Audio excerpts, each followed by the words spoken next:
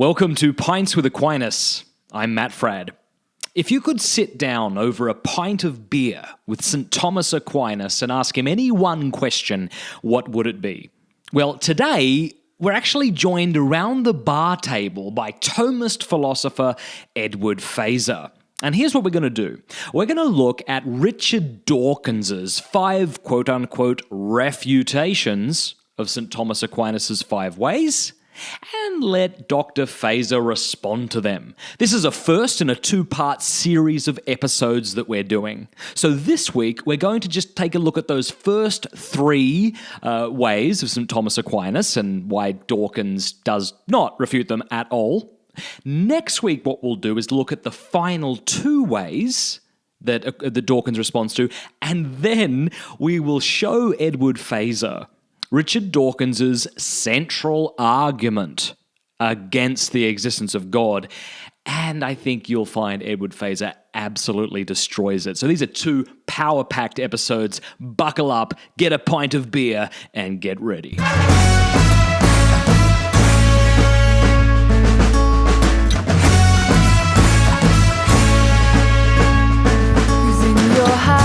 All right, great to have you with us here at Pints with Aquinas, the show where you and I pull up a bar stool next to the angelic doctor to discuss theology and philosophy. Before we get into today's show, I've got a very exciting announcement. I told you that once I got 300 patrons for Pints with Aquinas that I would raffle off a 5-volume set of St. Thomas Aquinas' Summa Theologiae. All right, this is a big deal and it's a big outlay of cash, but I'm excited to do it. So this week, we're going to be running a competition, okay? And there are 3 different prizes that we'll be giving away, okay? So the first prize, the grand daddy awesomest prize ever, is this 5-volume set of St. Thomas Aquinas' Summa Theologiae. This will run you about $300 or thereabouts if you were to buy it. And then we have 2 runner-up prizes, and that is for Edward Feser's new book, 5 Proofs of the Existence of God, which we're going to discuss in the show. So 3 people this week and next week, we're going to run this competition for the next 2 weeks, can win these prizes. And the way you would do that is by going to pintswithaquinas.com and click on the top blog post, okay? And there you'll be able to enter a raffle. At the end of the 2 weeks, the raffle will automatically select somebody, and you will be the winner. Actually, it'll select 3 people, so 3 people will be the winners. So, again, go to pintswithaquinas.com, click on that top blog post, and there you can enter the raffle, and you could win, right? A 5-volume set of St. Thomas Aquinas' Summa Theologiae, or you could win Feser's new book, 5 Proofs of the Existence of God. Again, we're giving 2 copies of that away. So that's exciting. So go do that right now at pintswithaquinas.com. All right, let's get underway. Edward Feser, I guess I should say Dr. Feser, great to have you with us. It's great to be here. Thanks for having me. So you've got one of those names where people aren't terribly sure how they should pronounce it. Sort of like Peter Kreeft, Peter Kraft. So how do you pronounce Feser? Am I getting that right? Or right. Yeah. It's pretty. Yeah, you got it pretty close. It's Feser. Okay. And as I always tell people, you can just think of Star Trek. Set your phasers on stun. Excellent. And I add the remark. I had a student once gave me an evaluation, probably like 10 years ago now.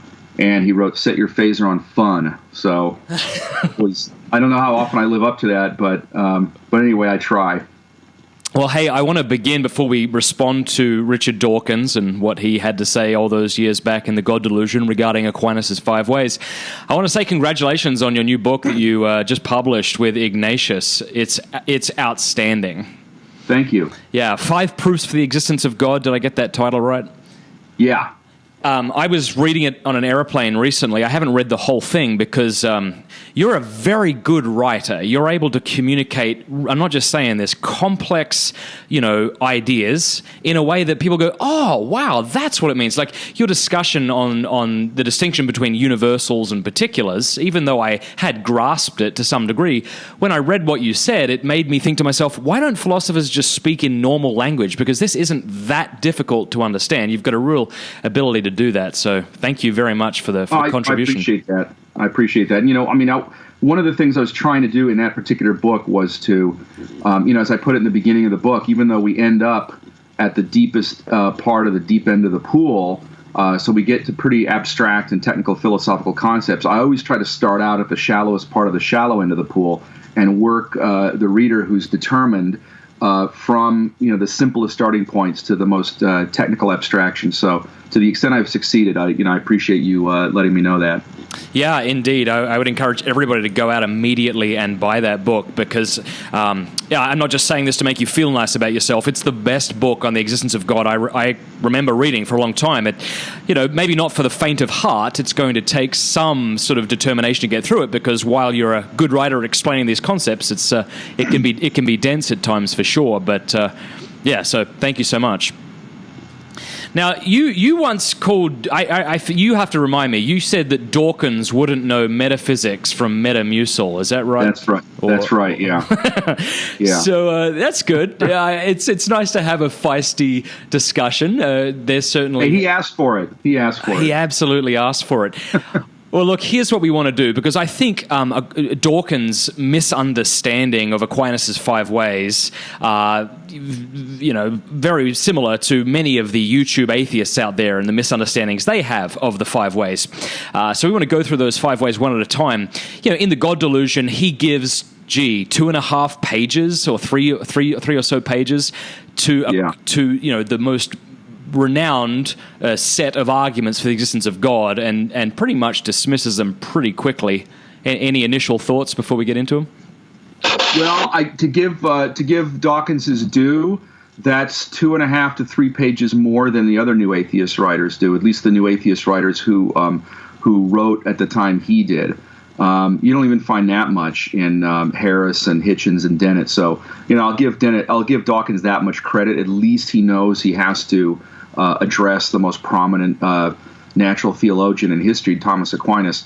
That's about the best I can say for those 3 pages. They exist. Okay, well, that's 1 point for Dawkins, but it kind of goes downhill from there. Is there a atheist out there today that's done good work, in your opinion, of understanding Aquinas' five ways and trying to refute them? Well,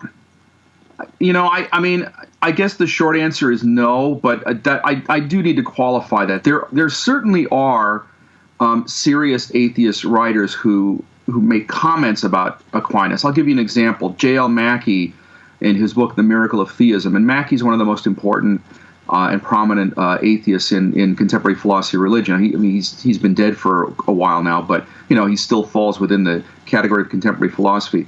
Now he has several pages devoted to Aquinas' third way in particular in that book, and I think they're not bad pages just looked at from a point of view of philosophy. And philosophers are notorious for thinking that a book can be good and worth reading, even if he agrees with not a single word of it. And that's true in Mackie's case. I think that what he has to say is serious. It's not polemical. It's not ill-informed and so forth. But it's nevertheless he gets some really important things wrong. And furthermore, he only treats the third way, and he has nothing to say about the other 4 ways. And in fact, he even goes so far as to say, if I remember correctly, that the first and second ways, first way in particular, has been made obsolete by modern science. Well, that's just a very basic error, as I show in the different things I've written about the first way. So, Mackie, in short, gets about as good as you can get in contemporary atheist philosophy in addressing the 5 ways, but he still falls very far short. Okay. Well, thanks. Let's read what Dawkins has to say here. He begins by saying that the 5 proofs, scare quotes, asserted by Thomas Aquinas in the 13th century don't prove anything, and are easily, though I hesitate to say so, given his eminence, exposed as vacuous. The first 3 are just different ways of saying the same thing, and they can be considered together. All involve an infinite regress. The answer to a question raises a prior question, and so on ad infinitum. So here's what he says about the first way. The unmoved mover. Nothing moves without a prior mover. This leads us to a regress from which the only escape is God. Something has to make the first move, and that's something we call God. Maybe I'll just read his three real quick here, because I think he thinks they're all saying the same thing. The uncaused cause. Nothing is caused by itself. Every effect has a prior cause, and again, we are pushed back into regress. this has to be terminated by a first cause, which we call God. Thirdly, the cosmological argument, there must have been a time when no physical things existed, but since physical things exist now, there must have been something non-physical to bring them into existence, and that's something we call God. I could go on, but I know you've read this, so where do you think Dawkins goes wrong in trying to understand Aquinas? Well, his first in his first sentence, he goes wrong in saying that they're easily exposed as vacuous. That's a pretty bold claim. But, and if Dawkins can make good on that claim, that's fine. But he doesn't get very far into the rest of the paragraph before he shows that he hasn't done his basic homework, in which case we should not take seriously this idea that they're easily exposed as vacuous. In the very next sentence, he goes wrong. He says, the first three of the five ways are just different ways of saying the same thing. Well, that's just not true. It's true that they all end up at the same place. They all end up, obviously, at the existence of God. And to be more precise, they all end up with a conception of God as Aristotelian philosophers like Thomas like to put it, as pure actuality, as a purely actual cause with no potentiality. So they do end up in the same place, but they start from very different places. And Dawkins doesn't see that because he just doesn't really know anything about the philosophical background within which Aquinas is writing. So, for example, the first way, called the argument from motion, where by motion he really means change, is an argument that proceeds from the Aristotelian analysis of change as the actualization of a potentiality. That's doing the heart of the work there in the argument. So it's an argument from change specifically, where change is analyzed in terms of the actualization of potentiality. The second way, though, has a very different starting point.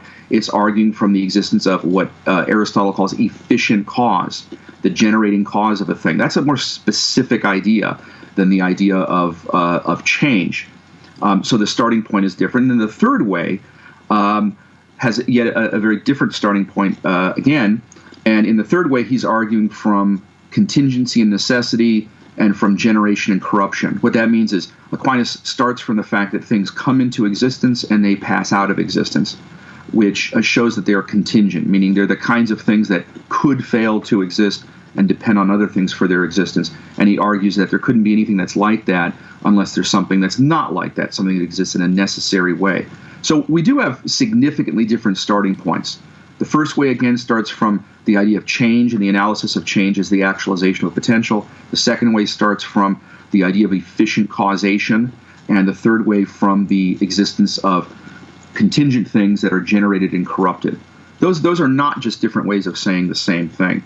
And what one might say about one of those arguments by way of criticism wouldn't necessarily apply to the other. So that's the first error Dawkins makes, is he just hasn't read Aquinas at all carefully. It's pretty clear that all he did was kind of flip open an anthology that had the five ways in it and read through it quickly and assumed that it meant whatever happened to pop into his head at the moment. He evidently hasn't read. This is pretty clear from what we'll see later in the text here. He hasn't read other things Aquinas has said. He hasn't even bothered to turn the page. I mean, as we'll from the five ways, as we'll see in a moment, we get later in the text. But he also clearly hasn't read any commentators on Thomas Aquinas or any of the secondary literature. So that's the first problem. Interrupt me anytime you want to, by the way. But no, this is great. Yeah. Okay, great. I can just keep going here. So, when he talks, for example, about the unmoved mover argument, the first way. Well, I mean, the way he puts it, nothing moves without a prior mover. This leads to a regress and so forth. Yeah, it's not wrong necessarily, but it certainly doesn't get at what's distinctive of the argument, which, as I said, has to do with this analysis of motion or change as the actualization of a potential. And Dawkins evidently thinks that by motion here, Aquinas just means movement through space.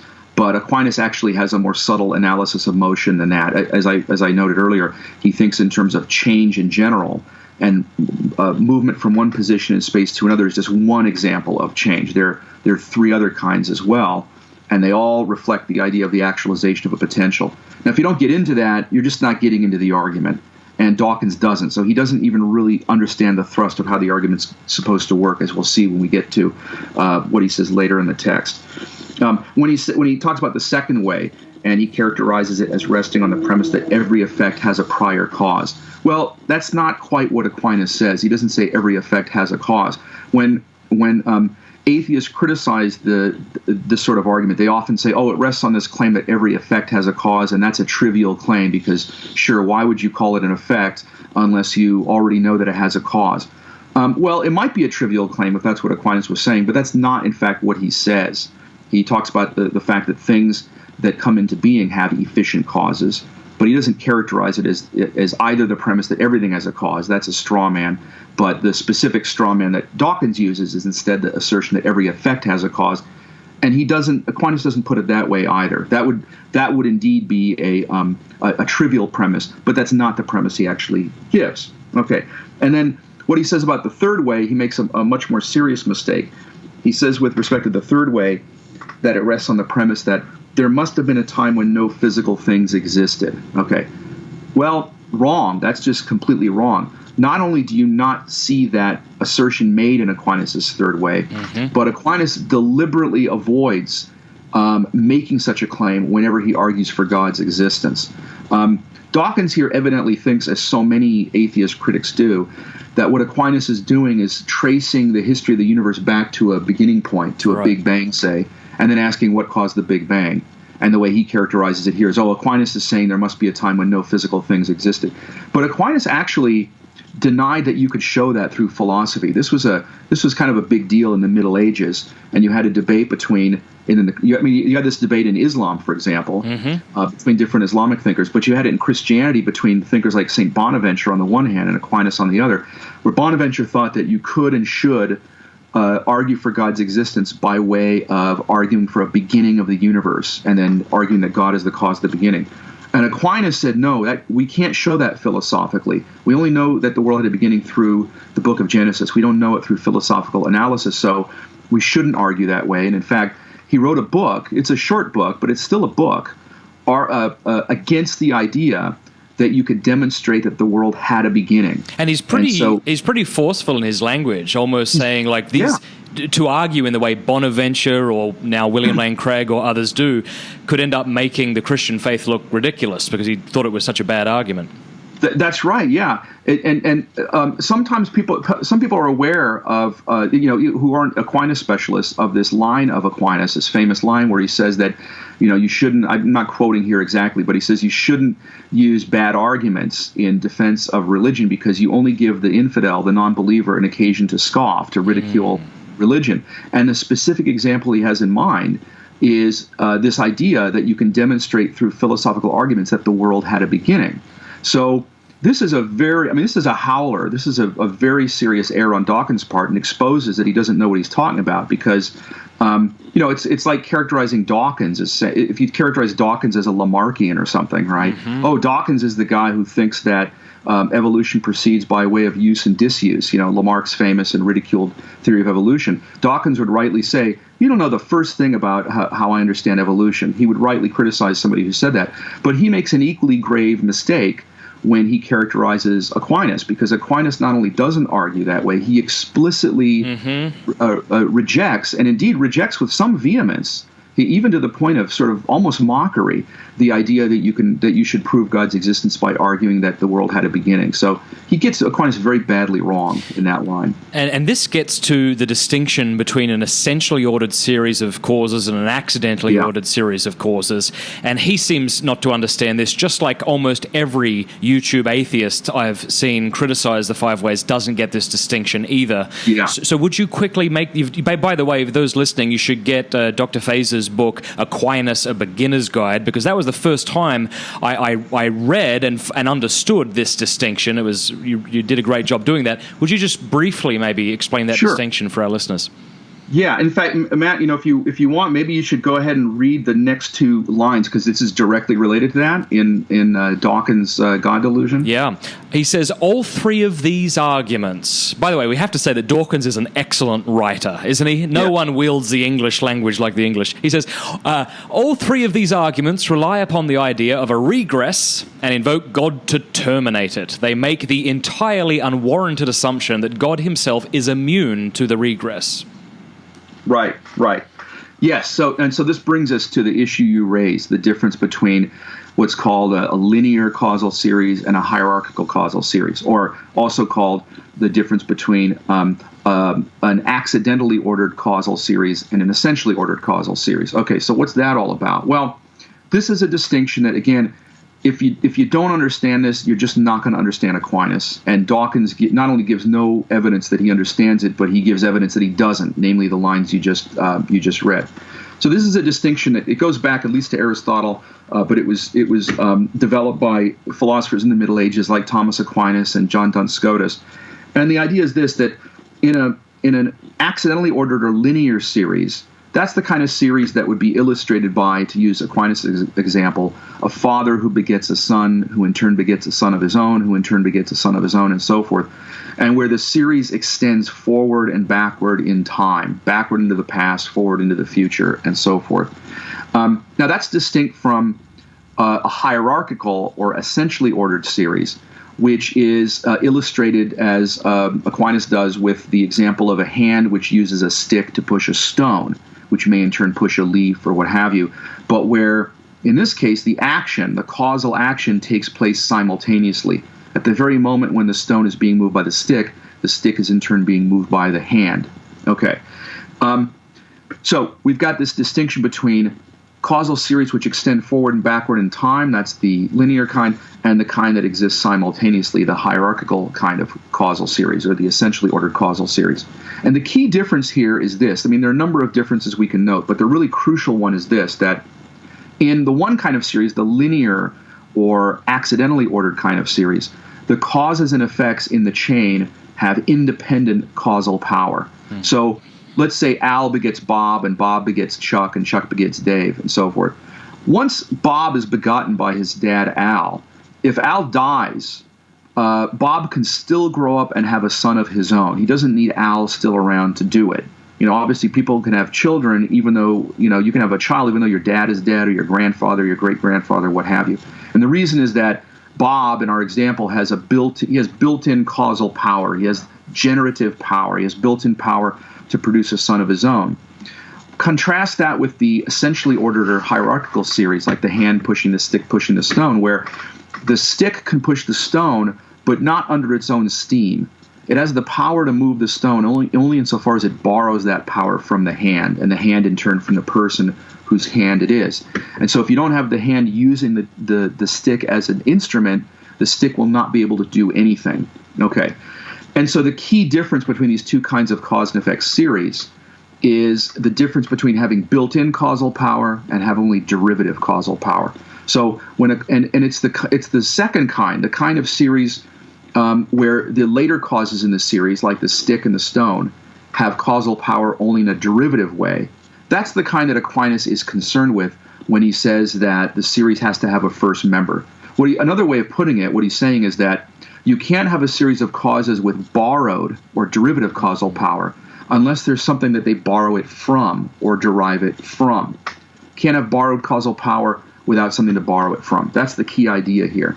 And when you tie this into the idea of change as involving the actualization of a potential, the way all this works out is Aquinas is saying, look, there couldn't be any change going on here and now that involves the actualization of potential. Well, that couldn't happen at all unless we trace it back to a first mover in the following sense. If we've got one potential actualized by another thing, and that other thing is itself going from potential to actual, and there's some further thing making that happen, the only place the buck can stop is if there's something that can actualize all those other members of the series without itself having to be actualized, because it already is, always and already is, fully actual with no potentiality. Only something that's like that can give causal power without getting it. It can actualize without having to be actualized itself. Otherwise, we have a vicious regress in the sense of we just keep deferring explanation without really getting to an explanation. So, tying this back to Dawkins, when Dawkins says that Aquinas just makes an entirely unwarranted assumption that God is immune to the regress, well, it's not entirely unwarranted at all. It follows directly from Aquinas' analysis of the way a hierarchical or essentially ordered series of causes is supposed to work, together with his analysis of change as the actualization of a potential. Now, someone might try to attack that argument in different ways, but Dawkins doesn't even know what the argument is. when he says it's entirely unwarranted, he's simply ignoring what Aquinas says rather than answering what Aquinas says. Thank you. The next thing Dawkins does is what many other atheists do. They read the 5 ways in isolation from the rest of Aquinas' work and expect him to be arguing for the God of Christianity or a personal God. He says this: even if we allow the dubious luxury of arbitrary conjuring up a terminator, isn't that beautiful, to an infinite regress and giving it a name simply because we need one, there is absolutely no reason to endow that terminator with any of the properties normally ascribed to God: omnipotence, omniscience, goodness, creativity of design, to say nothing of such human attributes as listening to prayers, forgiving sins, and reading innermost thoughts. Yeah, so that's a good place to pause. Now, once again, as with his assertion that Aquinas is arguing that there must have been a time when no physical things existed, as I already said, that line alone, it really should be an embarrassment to Dawkins. It just shows he hasn't done his homework. But if anything, what he says in the passage you just quoted is even worse. Because you might actually have to read something other than the Summa Theologiae, which is where the 5 ways are taken from, in order to see that Aquinas doesn't believe that the world had that you can show through philosophy that the world had to have a beginning. Actually, elsewhere in the Summa, you would get that from that, but you might not get that from the immediate context of the 5 ways. But with this passage you just read, Dawkins, and I mean this is going to sound harsh, but there's really no less harsh way to put it without and still be accurate at the same time. Dawkins just makes a fool of himself when he says that there's, quote, absolutely no reason to endow that terminator with any of the properties normally ascribed to God: omnipotence, omniscience, goodness, etc. Okay, well, what that shows is that Dawkins either wasn't actually reading Aquinas' own book, the Summa Theologiae, or he was reading it and didn't bother even just to turn the page, literally. Because immediately after Aquinas gives the 5 ways, he launches into a discussion of why the uncaused cause of the world and the unmoved mover of the world has to have the various divine attributes, has to have power, has to have omniscience, has to be eternal, has to be an immaterial or incorporeal thing, and so on and so forth. He walks through the different divine attributes and gives pages and pages and pages of dense philosophical argumentation for each of these claims, both in the Summa Theologiae and in several other works. He devotes literally hundreds of pages to arguments, philosophical, and they're philosophical arguments. They're not just appeals to Scripture or anything like that. That's just a cartoon, a caricature of Aquinas. Philosophical arguments to the effect that the cause of the world, anything that is an unmoved mover, anything that's a purely actual cause of the world, would have to have all of these divine attributes that Dawkins says Aquinas gives, quote, absolutely no reason to believe. So it's really just embarrassing. I mean, Dawkins makes errors of such magnitude and so many errors that it's really quite amazing that anybody takes him seriously as a commentator on arguments for God's existence. He simply does not know what he's talking about. Now, that's not to say that an atheist couldn't reasonably try to challenge Aquinas' arguments for the omniscience or the omnipotence or whatever of the unmoved mover. Okay, fine, we can have that debate. But Dawkins doesn't even rise up to the level of addressing the arguments. He doesn't even rise up to the level, you might say, of ignoring the arguments. Because to ignore something, you have to know about it and then just turn your eyes away from it. Right. He doesn't even know about them. He doesn't know what he's talking about. And, that may sound harsh, but I'm sorry, it's true. The textual evidence shows that it's true. Yeah.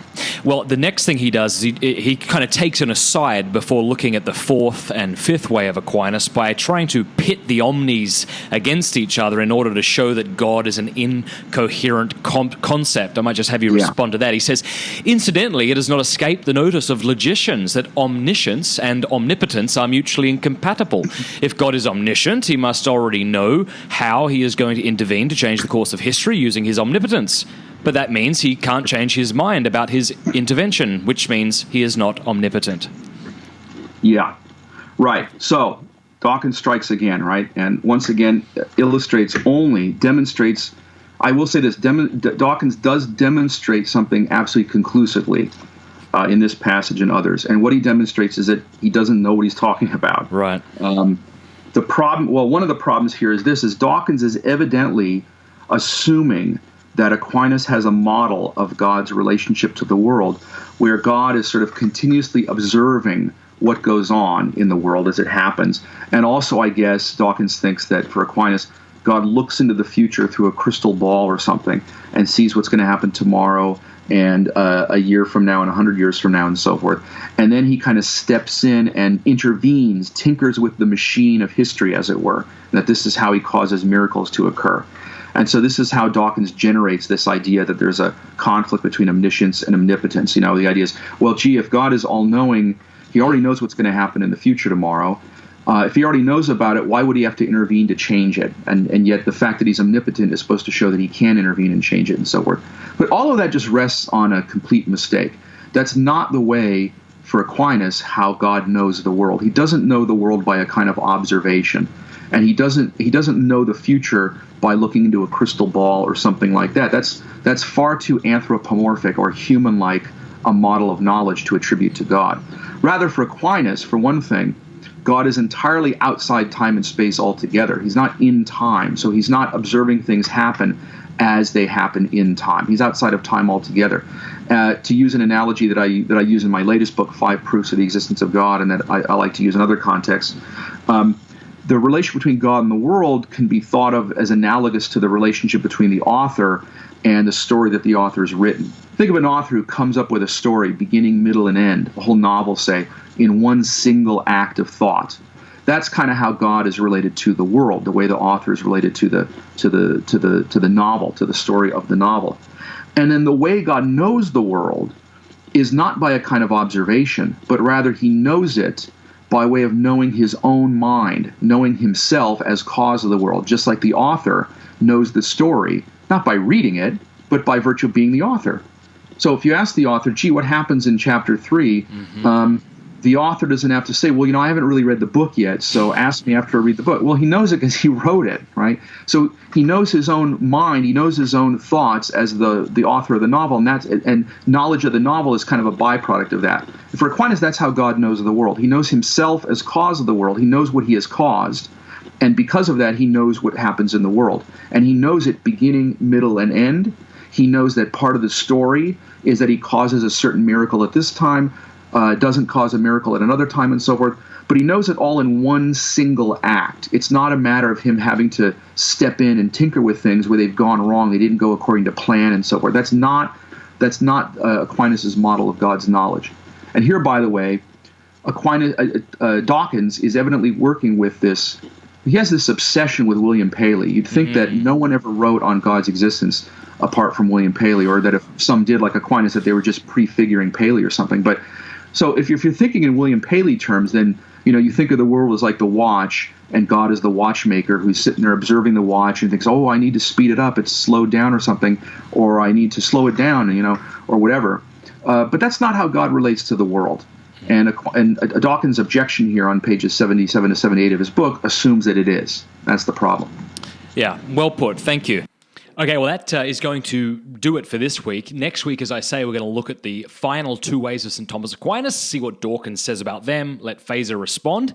And then in his book, The God Delusion, Dawkins has a central argument for atheism. So everything depends on this one argument. We're going to go through that argument and let Edward Feser respond. But as we wrap up here today, we're going to take some Q&A.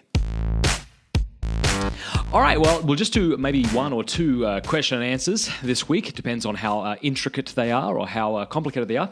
Let's see. By the way, if you want to ask me a question and you want it answered on the show, go to patreon.com. And if you become a supporter of Pints with Aquinas, I will respond to them. Here's one from James McFeeters. I think I got your name right. You said, I was wondering if you could ever comment more on the unity and division of the Orthodox and Catholic Church. It seems in the Catechism, 838, that we can't have Eucharistic communion. But I thought you said on a podcast that we can.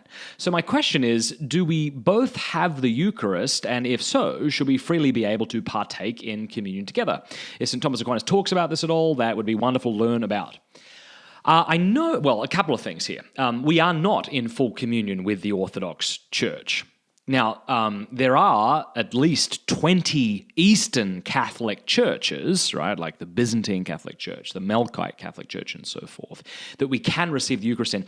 It turns out I was wrong. I think I said in an episode in the past that one can receive the Eucharist in an Orthodox church, and if you could not attend a Catholic church, and that would fulfill your Sunday obligation. Now, two things to be said here. One, I'm wrong. You can. So it's always good, isn't it, to admit when we're wrong? I expect that of other people, and so I'm going to do the same thing right here.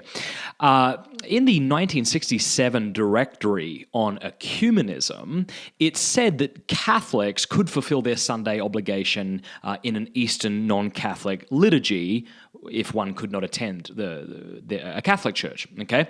And so that's created a lot of confusion. It created confusion in me, and that's why I made that comment. But it turns out that's not true, okay? Well, it was then, it isn't anymore. Under current law, the Code of Canon Law, it says in Canon 1248, a person who assists at a Mass celebrated anywhere in a Catholic rite, either on the feast day itself or in the evening of the preceding day, satisfies the obligation of participating in Mass, okay? So this means that to fulfill one's Sunday obligation, you have to attend a Catholic Mass. And again, that could be in the Roman Church or an Eastern Church. But it doesn't suffice if it's merely a valid celebration of the Eucharist, even if, that celebration looks almost identical to a Catholic Mass or the Divine Liturgy. Okay, so it would appear that you cannot fulfill your Sunday obligation by going to an Orthodox church when you cannot attend a Catholic Mass, okay, or an Eastern Catholic liturgy. So there you are. That said, the Orthodox do have a valid priesthood, and so do have valid Eucharist, okay?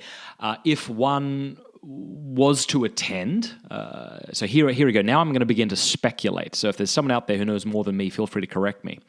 But since the Eucharist is valid, you may ask the Orthodox whether you can receive, but they're going to say no, okay? I almost am certain of this. They're going to say no. That said, the Code of Canon Law does say that we may administer the Eucharist to a Protestant, right? Actually, a Protestant, but I was meant to say Orthodox, but even a Protestant. And so that might surprise you. So when could that be given? Well, in Canon 843... All right, let's read numbers 3 and 4 here under Canon 844. It says, Catholic ministers administer the sacrament of penance, Eucharist, and anointing of the sick licitly, that means legally, okay, to members of Eastern churches, which do not have full communion with the Catholic Church, if they seek such on their own accord and are properly disposed. This is also valid for members of other churches, which in the judgment of the Apostolic See are in the same condition in regard to the sacraments as these Eastern churches. Okay, so it is possible to administer licitly the Eucharist or penance or anointing of the sick to an Eastern Orthodox member, even though they are not in full communion with the Catholic Church. In the fourth paragraph here, under Canon 844, it says, if the danger of death, so this is something separate to what I just said, okay? So this is separate thought here. If the danger of death is present, or if in the judgment of a diocesan bishop or conference of bishops some other grave necessity urges it, Catholic ministers administer these same sacraments licitly also to other Christians not having full communion with the Catholic Church, who cannot approach a minister of their own community and who seek such on their own accord, provided that they manifest Catholic faith in respect to these sacraments and are properly disposed. Okay, so I've said two things here, at least canon law has said two things here. Number one, Catholic ministers can administer the sacraments of Eucharist, confession, and anointing of the sick licitly, again, that means legally, to members of Eastern churches, okay, under certain circumstances. And I said, because the Code of Canon Law has said, and I'm sure this is going to shock many of you, that Catholic ministers can administer these sacraments, okay, these same sacraments, Eucharist, penance, and anointing of the sick, even to Protestants. When? Only in, so there's certainly stipulations here, if the danger of death is present. So not just if this person isn't about to die, then they have to wait, right? They have to accept the Catholic faith. They have to be brought in to full communion with the Catholic Church. Okay, but if the danger of death is present, okay, and these people, right, say a particular Protestant, manifests Catholic faith in respect to these sacraments and are properly disposed, then they too can even receive these sacraments. So anyway, there's much that could be that we could say on the difference between Orthodox and the Catholic faith. There is much we have in common, but there is still much that divides us. We shouldn't exaggerate what divides us, but nor should we brush over it. So if you leave the Catholic Church for an Orthodox church, right, then you are essentially apostatizing and leaving the church Christ established. Again, much more could be said on that, but we'll have to leave that for another day. Whew. All right, what else can we do here? We'll do one more question and then we'll wrap things up. David Arth, thank you, David, for being a supporter of Pints with Aquinas. You said this: I'll do a faith question and a secular one. As for a career involving handling money, can one successfully serve both God and mammon? Is it as simple as staying in moderation, or does a job, for example, a stockbroker, lead inevitably down a darker path? I am a big fan of Italy and Italian culture, especially all things Roman. What would be some of your favorite places to visit in the Eternal City? Okay, so there's two questions there. Okay, so first, we cannot serve both God and mammon. Christ expressly says this, okay? Mammon, by the way, just kind of means financial gain or money, huh? But that does not mean that we cannot work in a profession that deals exclusively with money. I mean, here I am on Pints with Aquinas, literally and unashamedly asking you for money, right? Like by becoming a supporter of Pints with Aquinas on Patreon, okay? But there's a difference between working in the financial business or working for money and quote-unquote serving money. We have to remember, in the Epistle of James, he says that the love of money is the root of all evil. Sometimes that's misquoted, right? And it says money is the root of all evil. It isn't, right? It's morally neutral, okay? Like a brick is morally neutral. But if I throw it through your window, then I've, committed an evil act, all things being equal. Well, the same thing when it comes to money. We can use money, right? And we ought to. This is a blessing given to us by God, like other blessings, right? Like clothing, like shelter, like transportation, okay? But if we begin to sin, okay? So you use this example of someone being a stockbroker or whatever. Well, if we compromise our faith, if we put money in the place that God ought to be, then we sin. If we put anything in the place God ought to be, that might be our spouse, that might be our career, that might be any number of things, then we're committing the sin of idolatry and we ought to repent of that. Again, much more could be said, but I hope that's the beginning of an answer. You're a big fan of Italy. Okay, well, so am I. My wife and I went to Italy this past July. There's obviously many places to visit in Rome. Let me just mention one, and it's a fantastic restaurant in Rome. It's called, and I'm going to do my best not to butcher this, Trattoria del Palaro. Yeah, when you have an Australian accent, it's even worse. Okay, people? Now, this is a really neat restaurant. It was actually suggested to me by Jason Everett. He had it suggested to him by a friend of his who is a Swiss guard. And what's cool about this restaurant is there's this old lady, okay? Everyone calls her Nonna, okay? She basically makes, different meals every night. And you show up, sit down, and she gives you what she's made. In other words, there are no menus. So if you want something different, go somewhere else. But if you want what Nonna, this beautiful old Italian woman, has made that night, then you sit down and she gives you what she's made. And you get like a 3 or a 4-course meal, I forget. But it was super cool. My wife and I had a great time. I'll tell you what I'll do. In the show notes, so if you go to pintswithaquinas.com, I will throw up a photo of my wife and I eating there, and I'll also show you a photo of my wife with this beautiful old woman who made all of our dinner, and I'll put a link there so you can look up that restaurant for yourself and maybe head there next time you're in Rome. Sound good? Okay, that does it for this week. Please tune in next week when we'll hear from Edward Feser again. And as I say, this is the first in a two-part series, and I'm raffling off the 5-volume set of the Summa Theologiae, as well as 2 copies of Edward Feser's new book. If you want to enter the raffle, go to pintswithaquinas.com, and that is where you can, learn how to enter the raffle, I guess. What else to say? All right, God bless. Chat with you next week. I battle with my selfish flesh.